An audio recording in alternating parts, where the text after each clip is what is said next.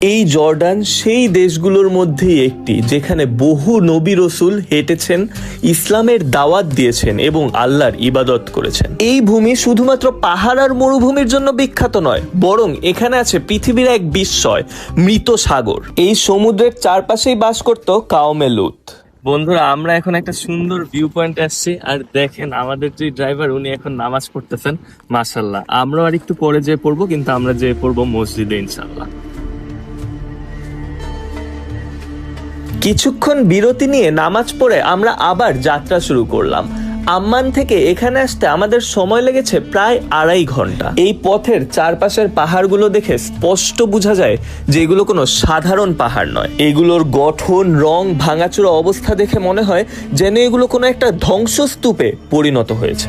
দেখে মনে হচ্ছিল এই অঞ্চলে কোনো একটা ভয়ঙ্কর ঘটনা ঘটেছিল, যা আজও এই পাহাড়গুলোকে সাক্ষী করে রেখেছে। এখন এই জায়গাতে আপনারা দেখতে পারবেন যে সবকিছু শুধুমাত্র পাহাড় আর পাহাড়, পুরা এলাকাটা। আর এখানে একটা রাস্তা করে দেওয়া হয়েছে যেন গাড়ি চলাচল করতে পারে। আর এই সাইডে আছে ডেড সি, আর এই ডেড সি এর ওই পাশে কিন্তু এই মাথার থেকে একদম শেষ মাথা পর্যন্ত পুরাটা কিন্তু প্যালেস্টাইন। আপনারা যদি ম্যাপে দেখেন সেটা দেখাবে ইসরায়েল, কিন্তু আমাদের জন্য অবশ্যই এটা প্যালেস্টাইন।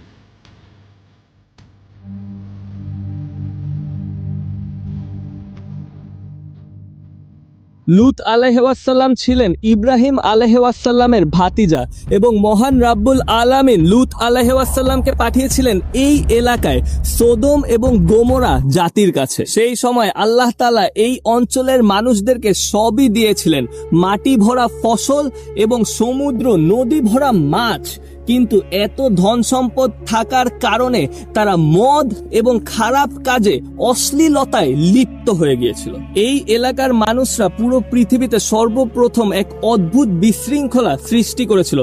তারা প্রকাশ্যে সমকামিতা করত, তারা প্রকাশ্যে অশ্লীলতা করত, তারা প্রকাশ্যে জুলুম করত এবং আল্লাহ তাআলার অবাধ্যতা করত। তখনই আল্লাহ তাআলা এই অঞ্চলের মানুষদের কাছে লুত আলাইহিসসালামকে পাঠিয়েছিলেন। যখন লুত আলাইহিসসালাম ওনার জাতির সকলকে সতর্ক করা শুরু করেন, তখন ওনার জাতির বেশিরভাগ মানুষ ওনার অবাধ্যতা করেন, এমনকি ওনার স্ত্রীও ওনার অবাধ্যতা করেন।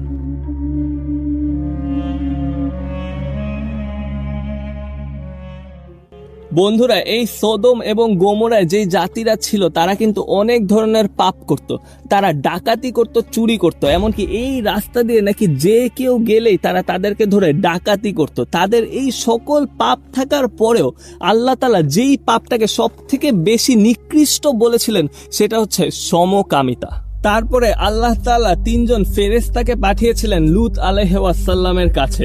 এই 3 জন ফেরেশতা মানুষের রূপ নিয়ে যখন এই সিটিতে এসেছিল, সবার প্রথমে তারা লুত আলাইহিসসালামের মেয়েকে দেখেছিল, এবং তার মেয়ে যখন এই 3 জন ফেরেশতাকে দেখেন, তখন তার মেয়ে বলেন যে এরকম সুন্দর মানুষ তিনি কখনোই দেখেননি। আর তিনি যে তার বাবাকে বলেন যে এই 3 জন মানুষ আপনার সাথে দেখা করতে এসেছে, এবং লুত আলাইহিসসালাম এটা শুনে অনেক বেশি ভয় পেয়ে যান।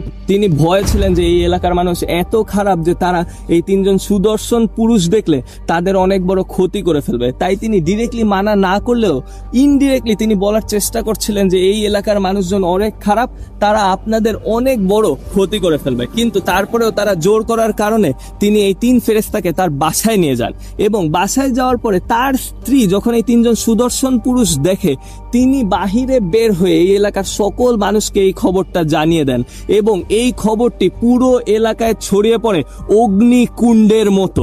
এবং এই খবর যখন এলাকায় ছড়িয়ে পড়ে, সকল খারাপ মানুষরা লুত আলাইহিসসালামের বাসার বাহিরে এসে জড়ো হন, এবং তারা ওনার দরজার মধ্যে ধাক্কানো শুরু করে দেন। লুত আলাইহিসসালাম অনেক বেশি ভয় পেয়ে যান। তারপরে তিনি সেই দরজা খুলে দেন এবং তিনি বলেন যে তোমরা এইখানে যেই কারণে এসেছো এটা কখনোই হবে না, আমি এটা হতে দিব না। তোমরা আমাদের কোনো একটা, ওনার যেহেতু 2টা মেয়ে ছিল, উনি বলেন যে আমার যে কোনো একজন মেয়েকে তোমরা চাইলে বিয়ে করতে পারো, কিন্তু আমার এই 3 জন গেস্টের সাথে তোমরা খারাপ কোনো কিছু করতে পারবে না।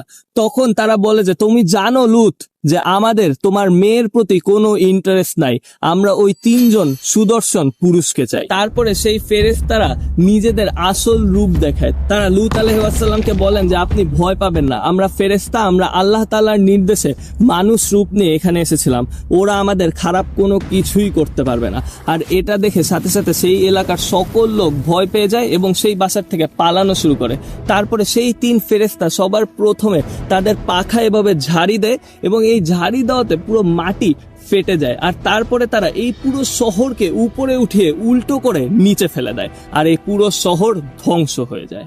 পবিত্র কোরআন শরীফে মহান রব্বুল আলামিন এই জায়গা সম্পর্কে বলেন, তুমি তোমার পরিবারকে নিয়ে রাতের শেষ অংশে বের হয়ে যাও এবং তাদের পিছনে ফিরে তাকাতে নিষেধ করো। পবিত্র কোরআনের আরো একটি সূরা আল আনকাবুতে বলা হয়েছে, তবে আমরা তাদের ধ্বংস করলাম এবং তাদের মধ্যে কেউই রক্ষা পায়নি, তবে লূত আলাইহিস সালামের পরিবারকে রক্ষা করেছিলাম, কিন্তু তার স্ত্রী তার ভাগ্য থেকে রক্ষা পায়নি।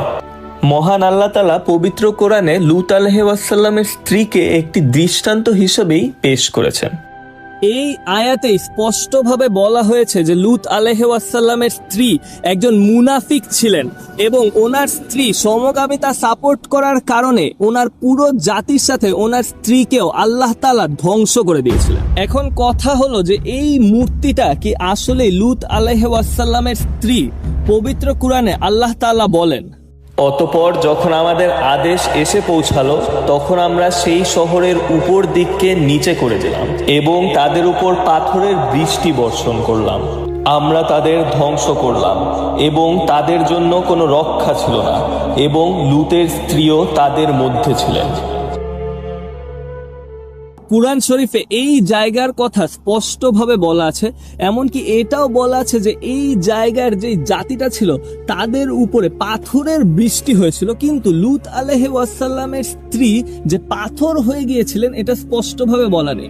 শুধুমাত্র বলা আছে যে পাথরের বৃষ্টি হয়েছিল, যার কারণে এই জায়গার যত মানুষ ছিল লূত আলাইহিস সালামের স্ত্রী সহ সকলে ধ্বংস হয়ে গিয়েছিল। তবে বন্ধুরা, অনেকেই বলেন যে লূত আলাইহিস সালাম যখন ওই পাথরের বৃষ্টি হয় তার আগে আল্লাহ তাআলার সতর্কতার কারণে তিনি তার পরিবারকে নিয়ে, তার স্ত্রীকে নিয়ে এবং তার 2 মেয়েকে নিয়ে এই এলাকা থেকে চলে যাচ্ছিলেন। কিন্তু যখন এই পাথরের বৃষ্টিটা এই এলাকায় হয় তখন নাকি এত জোরে আওয়াজ হচ্ছিল এবং সকলের হাউকাও শুরু হয়ে গেছিল এবং ওনার স্ত্রী যেহেতু এই এলাকাতেই ছিলেন, এই এলাকাতেই বড় হয়েছেন এবং ওনার জাতির প্রতি ওনার টান ছিল, তাই তিনি এই পিছনে ঘুরে তাকিয়েছিলেন। আল্লাহ তাআলার নির্দেশ ছিল যে তোমরা যাই করো পিছনে ঘুরে তাকাবে না। তো ওনার স্ত্রী নাকি যখন পিছনে ঘুরে তাকান সাথে সাথে তিনি এই পাথরে পরিণত হয়ে যান। এটা নাকি আল্লাহ তাআলার আযাব ছিল, এটা অনেকেই বলে, আর এইটাকেই বলে যে এটাই হচ্ছে ওনার স্ত্রীর পাথর। কিন্তু এগেইন মানুষজন এটা ভিডিওর ভিউ এর জন্য বলে নাকি আমি জানি না, আমি হচ্ছে মানুষ যেটা বলে অনেকেই সেটাই আপনাদের জানি।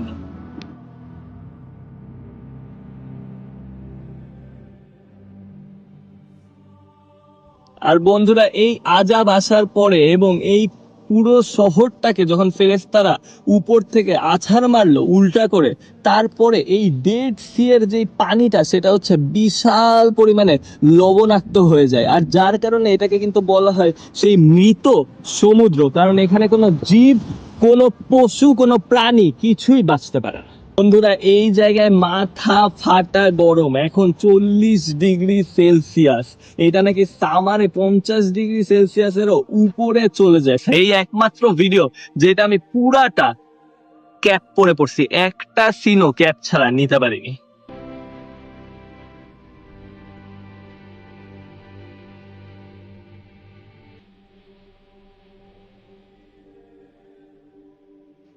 আমি স্ট্যাচুর ভিডিও করতে করতে আমার গলা পুরা শুকায় গেছে, কারণ এখানে এত পরিমাণে গরম, মনে হচ্ছে আল্লাহ তাআলার আযাব এখনো এই জায়গাটায় আছে। আমি কিছুক্ষণ পরপর খালি গাড়িতে উঠতেছি, এসিতে বসতেছি, ঠান্ডা হইতেছি, আবার বাইরে যাচ্ছি, ভিডিও করতেছি, আবার গাড়িতে উঠতেছি, কারণ থাকা এখানে বাইরে 2-3 ঘন্টা দাঁড়ায় থাকা ইম্পসিবল ব্যাপার।